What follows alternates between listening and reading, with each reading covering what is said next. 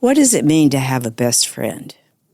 And what does it mean when you have to be the one to watch that best friend go through breast cancer treatment? Rochelle Jacobson and Anne-Laure Stevens are here today to talk about how important a relationship can be during this time of uncomfortable diagnosis, confusion, not having good answers, and then having some pretty strong treatment. Anne-Laure found her lump in her breast at age 46, and she knew that she wanted to try the cold cap.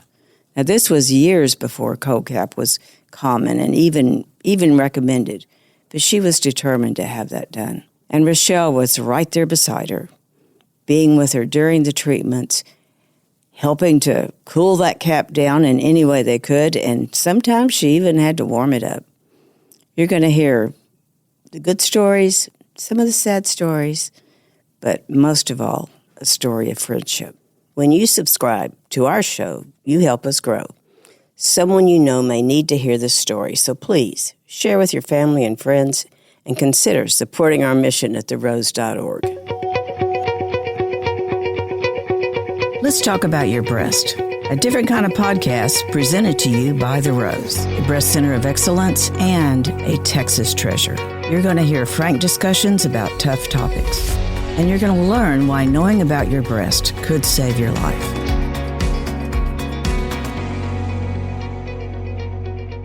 Rochelle, it is so nice to have you, and Anne-Laure, it's so nice to have you on our show today.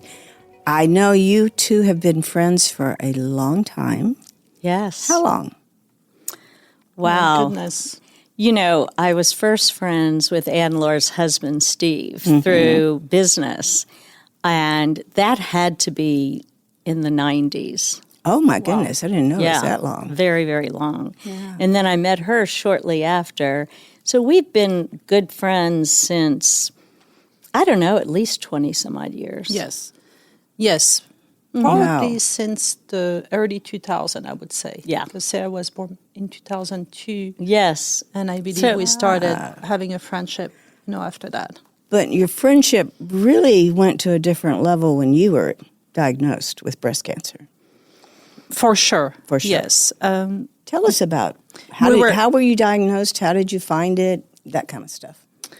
Well, actually, I found it myself. I was taking a bath and doing a self-exam, and I felt something that felt different than maybe what I had felt before in the past. You have those episodes where you have not a mass, but something that feels different, and this was more like a marble type growth, and it's actually... I don't go back to, that day very often, so it's a little bit emotional to even think about it. Well, of course. But I thought, wow, this feels very different, and I was scared. And how old were you? It was in 2016. I was 46. I remember when I got to meet you that I kept thinking, oh, she's so young. Right. Which is what my doctors also said, is this is a young age to have that type of cancer. Right. Yeah. But I was very scared, but I said, you know what? I'm going to call my doctor, and I'm going to do that very quickly. And I did. And so you got right in. Well, I did. I got in with my, at the time, gynecologist, who referred me to two different surgeons, and one of them happened to be in the building where she worked. So I thought, well, since I'm here, I'll go ahead and meet with this doctor, and I was misdiagnosed. Oh. I remember the day you said to me that it was inconclusive. So that was actually later on. Later on. But I remember you told me... It was quite a journey to get to the true diagnosis. Really? Because I was misdiagnosed, but I didn't know at first, of course. And the doctor said, it's nothing. It will keep on growing. Eventually, it will bother you, so you may need to have it removed. And I said, well, if I need to have it removed now, please let me know. We're about to go on spring break with our family, but we will make changes. And I will take care of this. And he said, no, if I were you, I would go on vacation and you have time to do this. And while we were on vacation on spring break, skiing, Steve and I had a conversation. And we said, well, maybe we should get a second opinion. And so he contacted his person at Methodist, and I was able to see a surgeon the morning after we got back from our vacation. And he was amazing. I believe that he knew there was something wrong by just looking at my images. And he said, well, let's do a biopsy right now in my office. And I was like, my goodness, my husband doesn't even know. Right. So I texted Steve and I said, the doctor is suggesting that I have a biopsy right now. So I went ahead and did it, and he did it freehand. And that's when we got the results a few days later saying it's inconclusive. Oh. And my comment was, how can it be inconclusive? Because it either is or not. And Anna was very lucky because the physician was quite excellent and said, nope, we need to go back in and get a better biopsy. Yeah. So he sent me to somebody else, Ah. which I thought was the ultimate of a good doctor who says, I'm going to have somebody else do this procedure so we can make sure that we get the right sample. And so I had what is called, it's a guided biopsy with, what is it called? Like with imaging at the same time. And that's when it came back as being definitely cancer. So all along the way, you were getting reports from her Absolutely. about. Absolutely. I love her. I know. I mean, she's a wonderful human being, yes. I'm surprised you weren't there with her the whole time. Well, she was there after. So when we were waiting to find out what I had, I don't know that we told many people. The waiting period was very, very hard. And, Rochelle, who is one of my dearest friends, definitely was instrumental in all of the process of the treatments and my recovery. I really do believe that it takes a village to make it through. And the support I received from Rochelle was extraordinary. I mean, So how did you tell Steve? Well, Steve, actually, Steve is the one who got the phone call from the surgeon, not me. Oh. And so that was really hard. Oh, yes. So he actually had to tell you. Yes. Oh, my goodness. And then we went into the surgeon's office, and he told us what I had and that it was a really complex, at the time anyway. I know there is progress every year, but HER2 positive and hormone dependent. So I was lucky to be able to receive Herceptin, which was... And it hadn't been out that long. Yeah, Dr. Slayman out of UCLA. We watched the movie during my treatments, and that really made an impact. But I started my treatments like that week, the week after. I was diagnosed on April 1st, which was what a day. No joke. No joke. On April Fool's Day, right. Yeah, and I was in chemo. You do all kinds of testing before, and then I was in chemo pretty much right away. And it was weekly treatments for 3 months of 3 types of chemo. So Taxol, Herceptin, and Perjeta, I believe it was called. And Rochelle was definitely very much there. Oh, yes, yes. I remember when she called me and she said something I don't even remember how you started it, but you were asking about the diagnosis. Right. And I thought, ooh, that's a toughie. But, I didn't probably say that, or I may have to you. I think you told me it was a tough one. Yeah, so... because if there's a diagnosis, that I don't understand, I'm going to call you, just like when my daughter-in-law was diagnosed. Yeah. So it's and never are any cases, patients the same. We all know that. Right. But I just remember thinking age, the type of diagnosis, the whole thing. And now in your home country, which is France, they already were doing the cold caps, right? They had been doing them for a while. So I learned about the cold caps. I know they were in England, so I'm assuming they probably were in the rest of Europe too. And the reason for that is my oncologist worked in London. And at the time, she said that Princess Diana had one of her best friends who went through breast cancer treatments, and that she would wear the cold caps to support her friend, saying, if I can do it, then you can do it too.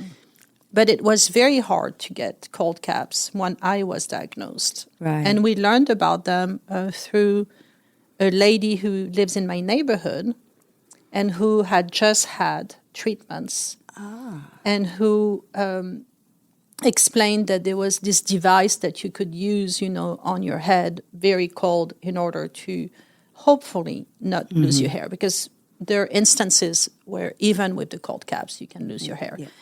And this, I don't want to say that this was a must to me, but I thought, well, if I can't keep my hair and if I can't look a little bit like I usually look, because I had 2 children still in high school, one of them starting high school, maybe it would help a little bit. But of course, if I had lost my hair, I would have adjusted and accepted and moved on. And I had bought, wigs and scarves. So I was ready. But it was through this lady who the referral, it was really hard to get dry ice because it I know. See, that's what I remember. Now, tell me, dry ice. Well, I remember that we talked about it, and you said that you wanted to do it, and it would be easier for the kids. And Number one reason most women do it, and it is so important because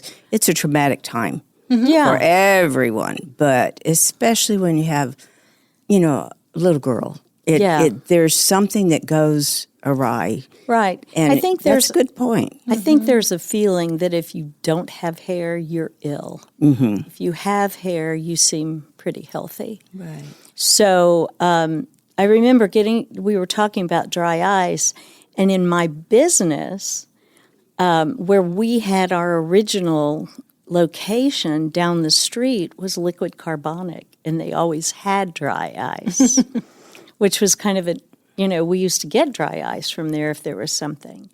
But I remember you and I talking about it, and Steve was getting all the coolers and the dry ice and having them delivered, and then the cold caps had to be delivered. It was quite a production. Yes. And you had to have a special thermometer.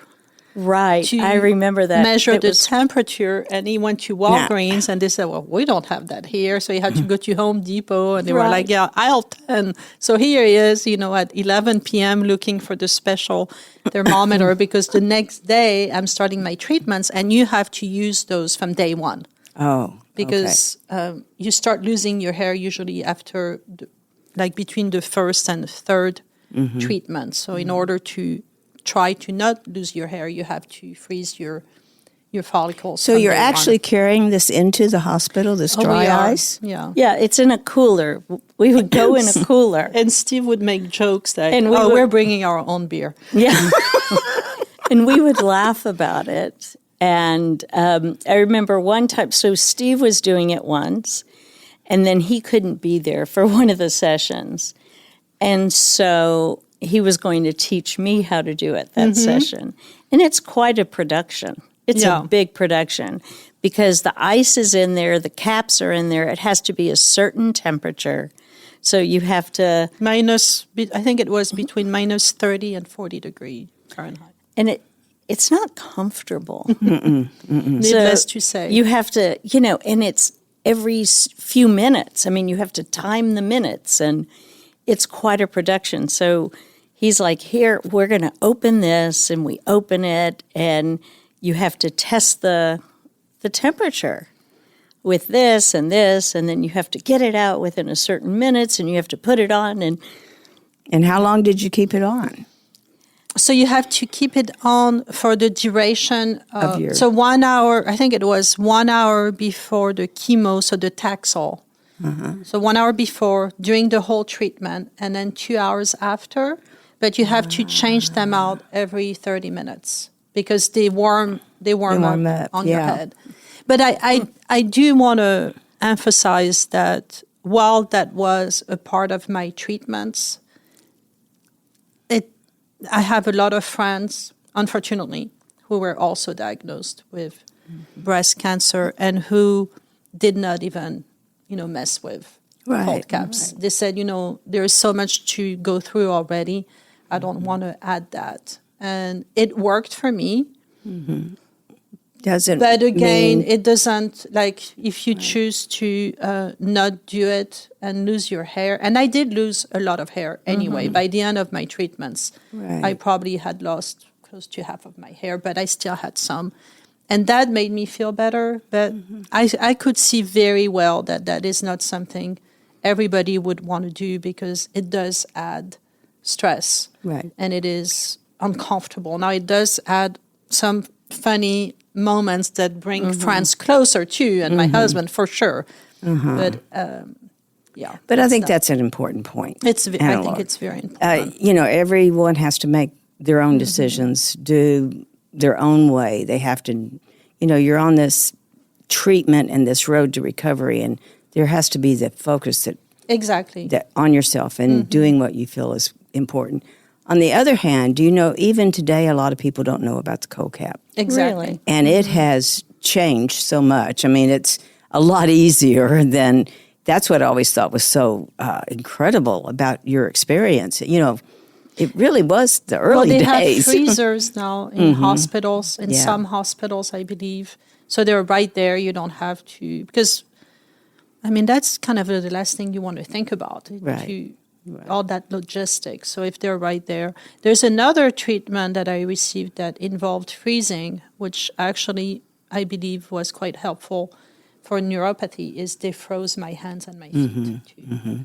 And I did get a little bit of neuropathy at the end. For about 2 years, I had one foot where my toes were painful, very sensitive, but it was much better than some other patients that really truly suffered from neuropathy, sometimes, their whole life. So that's something else that I didn't know about.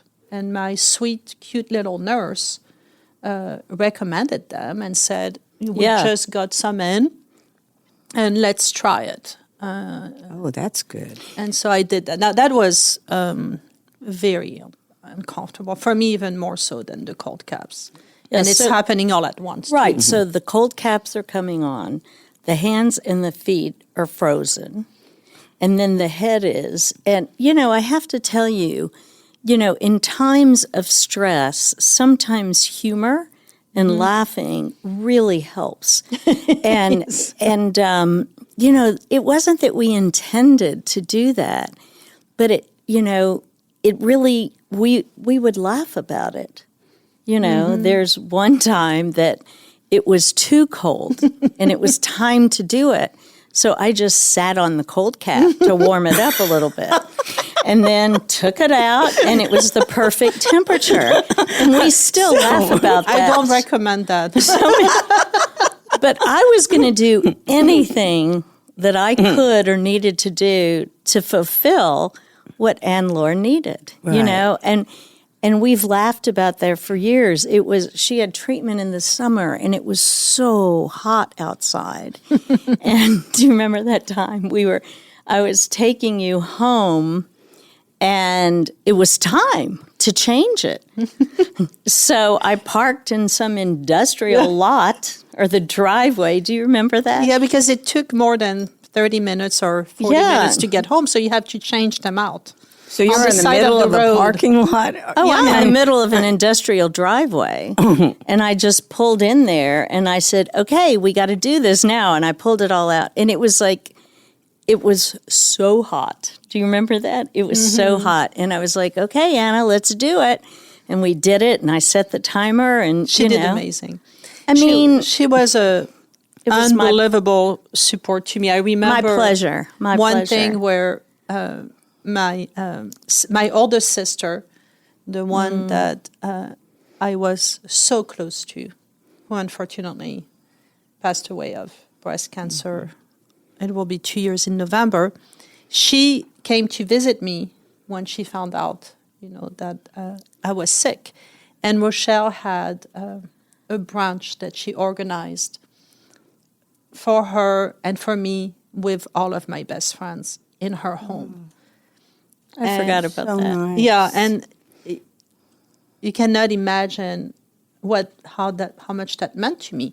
And those kind of, acts of kindness and being there and being so supportive, because it wasn't just having this brunch for my sister and for me as I was about to, start all my treatments.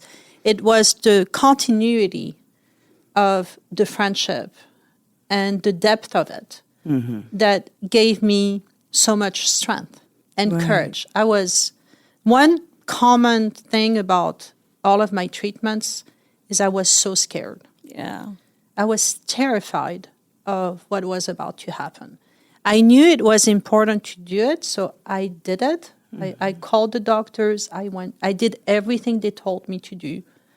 But I was so scared. And to have friends like Rochelle by my side gave me that strength and that courage that I was lacking. And I thought, if people can be this supportive and show me this much love, then I can do it. You can do it. And that's... It was very scary for you. It was very scary, and I felt for women who do this and who go through this experience on their own. And I thought about them all the time, and to this day I still do, where, you could have a single mom with a baby or a toddler who has to take herself to get those treatments. That has to be the ultimate hardest thing to do. Yeah, and I was so lucky that I was not alone. And honestly, I don't know that I could have done it alone. So, Rochelle, were you ever scared? For Anna, I was scared at her diagnosis because I knew it was a really bad one. And I also know, because you and I have spoken as friends for so many years about this, I also know that some of them are very, very hard to get through. And she's very, very lucky that the time, if it'd been 20 years ago, she probably wouldn't be living. Yeah. No, So it's so true. So, I was very concerned about her, but I knew that if she did it, her chances were better. She had excellent medical care at Methodist, Dr. Chang, Jenny Chang. And, I just felt she did everything she possibly could. Going back to the cold caps, you can't wash your hair for a certain number of days. You can't brush it. It's a production, Yes. And that took a lot of courage.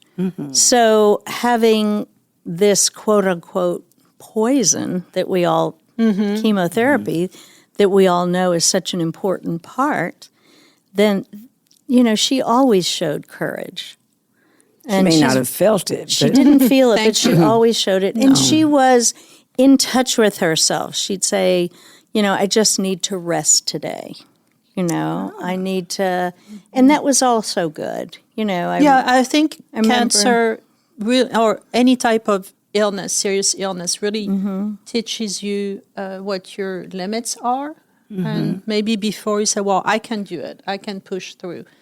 And then you can't anymore. So you have to be honest and say, well, I'm sorry, I can't do this, because you know that if you do, you're not going to be, ready for your next treatment, because you'll be so worn out that it's not, you won't be able to show up.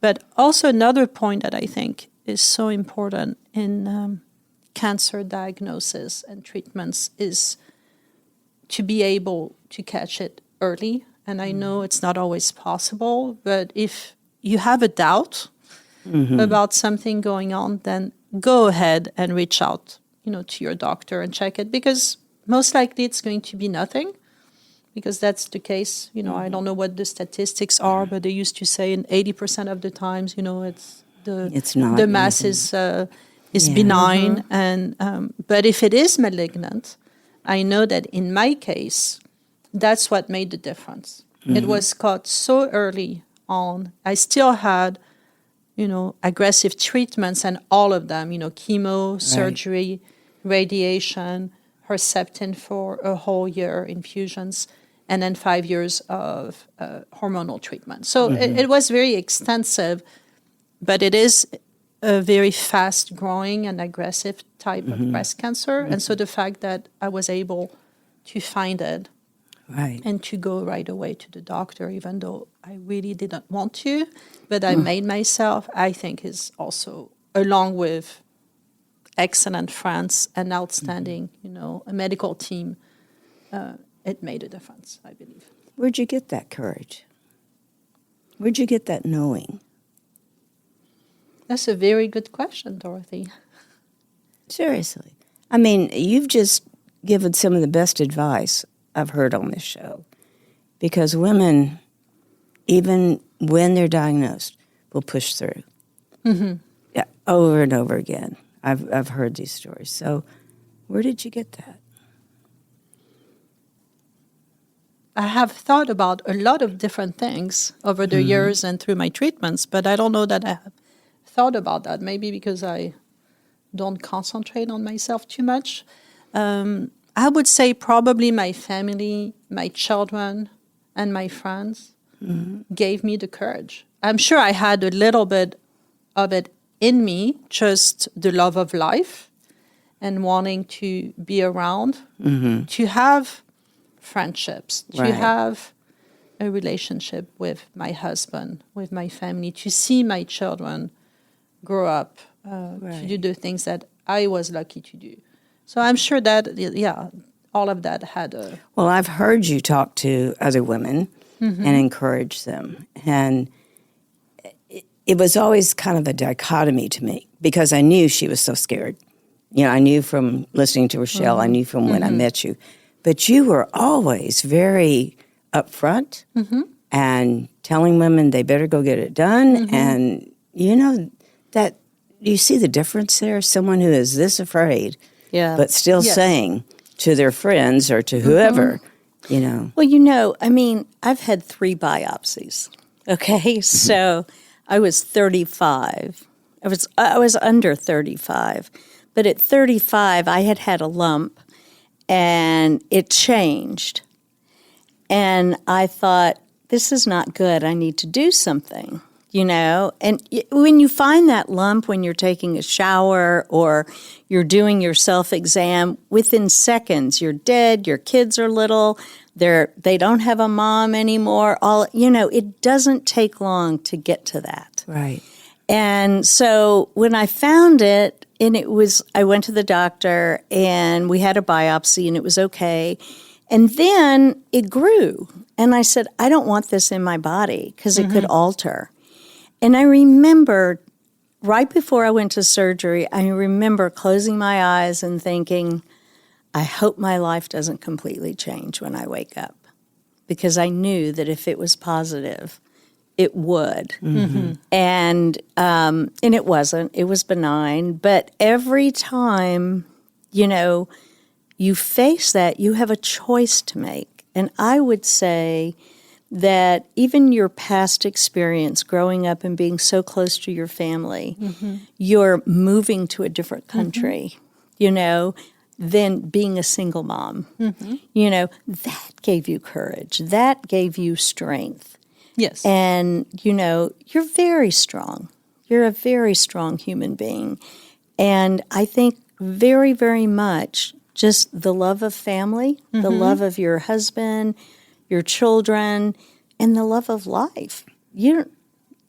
It's amazing how that will just push you through. You make a choice. Yes, yeah, it was. Yeah, it's a choice to want to live. Yeah. Now,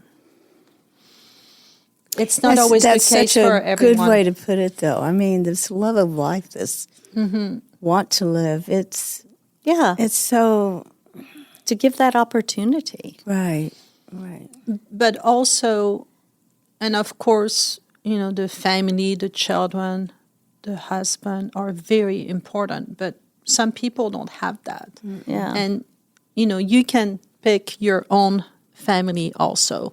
And if you don't have, this kind of It takes And a lot of sometimes courage. network. we're still being wife and mother and all of that, and it's not as easy. Oh, it's terribly to have difficult. that support, because they're as worried as you are. I mean, it's Of real. course. And sometimes even more, I always, say and said when it happened to me how everybody pays attention to the patient.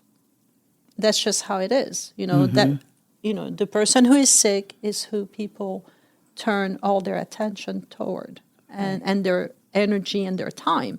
But the caregiver, lots of times, is unnoticed. And I think the caregivers need as much as attention. Right.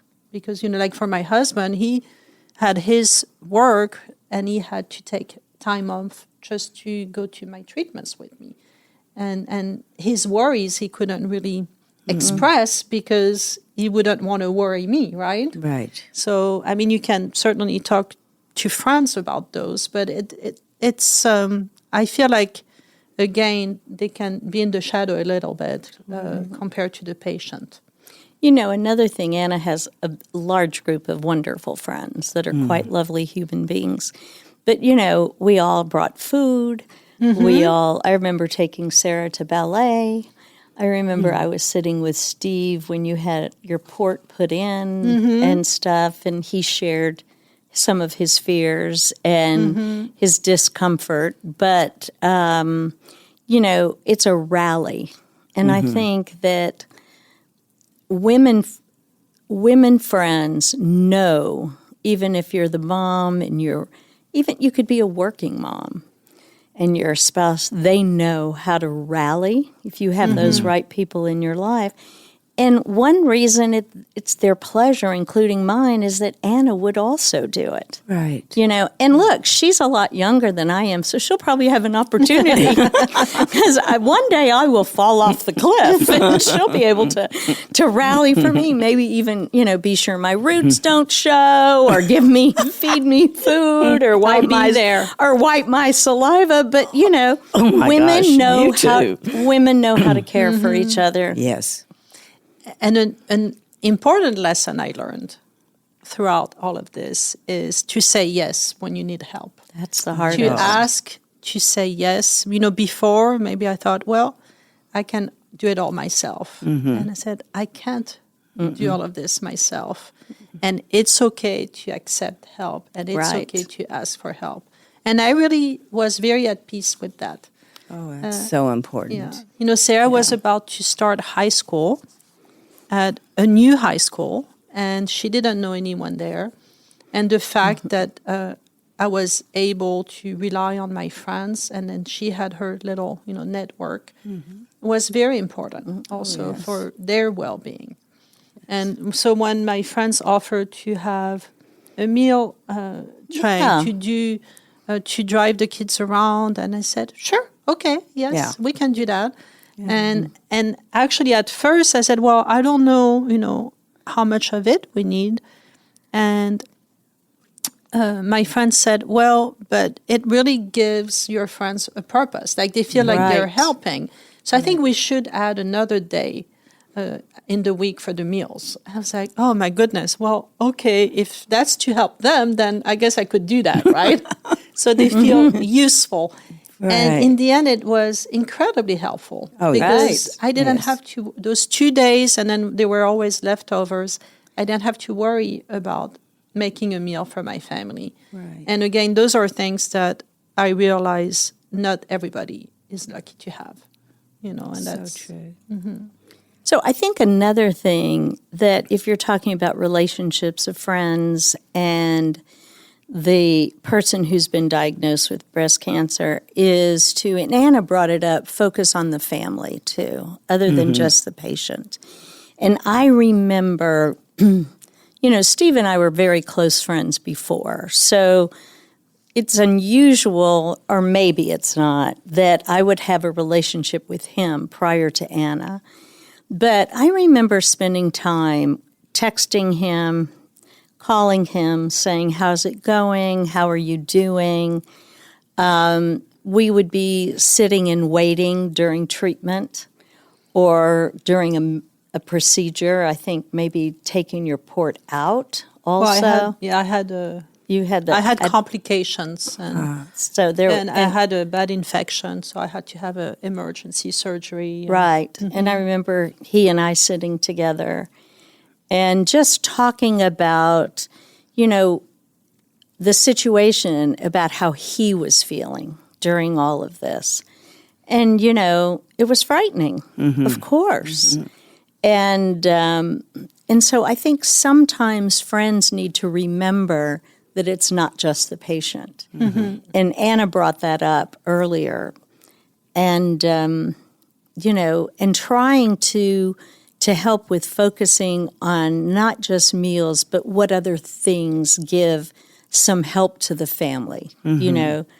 Taking like Sarah to ballet and picking her up for school or anything that would also allow the patient to just check out and do self-care. And so I think that's important for people to think of. Right. Well, it's like you said, the caregiver often gets overlooked and the rest of the family. Everyone, breast cancer is a family episode. It's not just one person. It impacts everybody.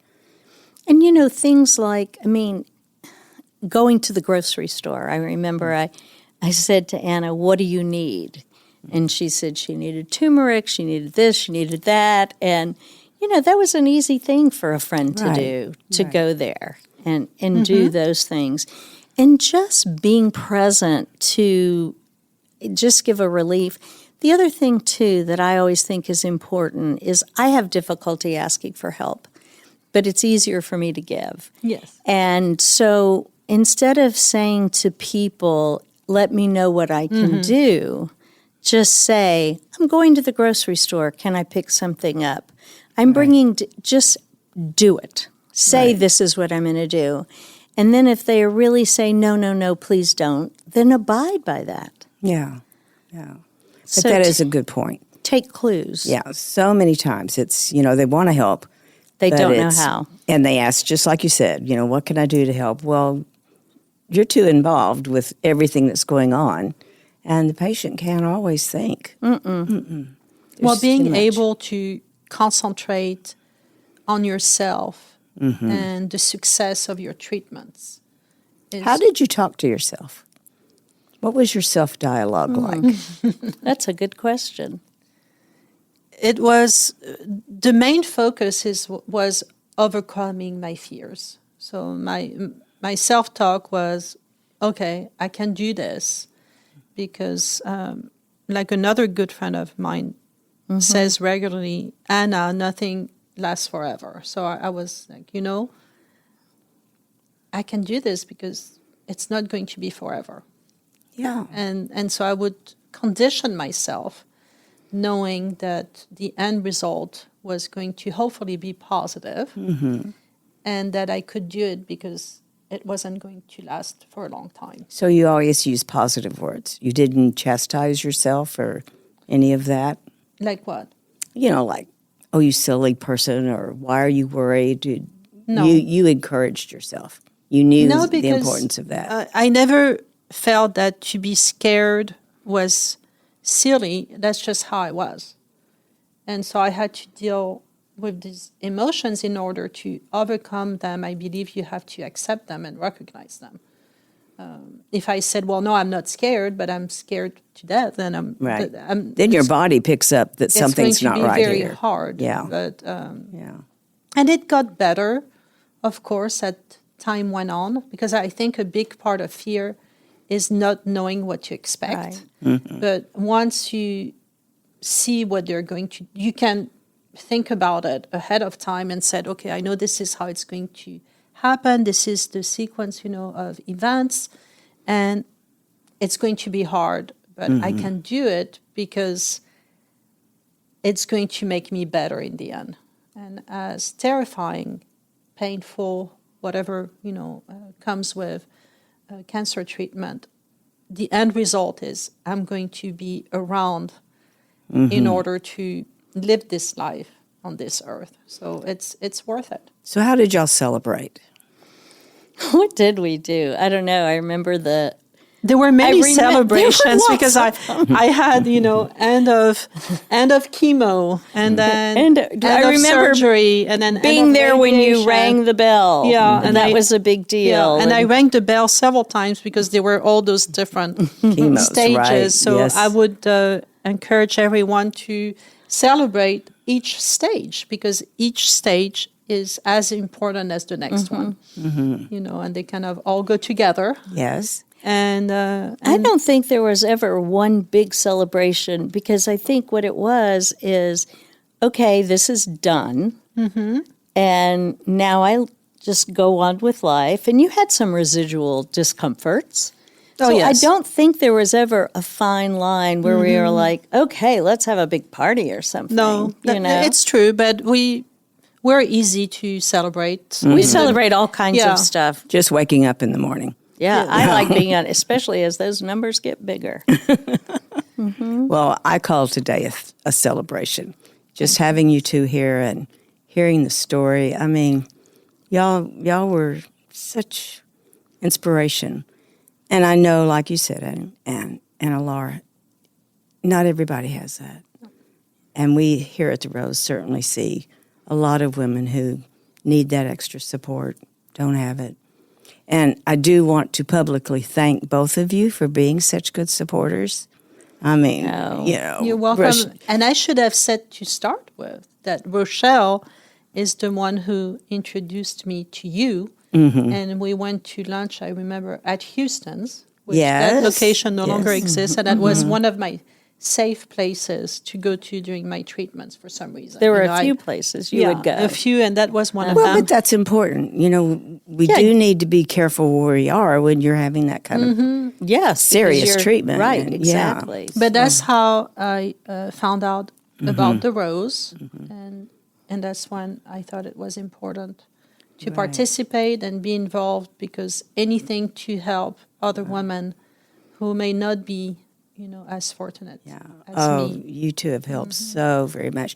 Rochelle, you've been our I hate to say top donor, but you have. Yes. For every luncheon we've ever had. And that has helped the Rose so much to raise awareness. So, But Dorothy, you are the one that deserves the thanks for being the person you are and starting this organization. So, and giving me the opportunity to be able to help. And you've been very helpful, too, to two personal cases that I've called you for. So, give yourself credit. Thank you for what you've done for our community and all the women. Yes. Thank you. Well, y'all, thank you again for being with us. And who knows, we may have you back. Okay. Our pleasure. I can do it now. You certainly can. Took her like 2 seconds to calm down. Right? Yeah, right.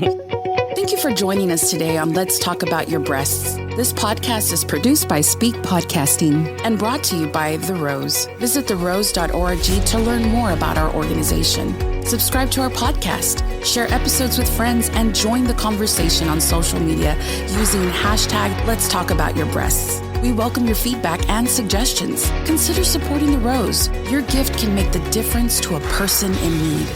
And remember, self-care is not selfish. It's essential.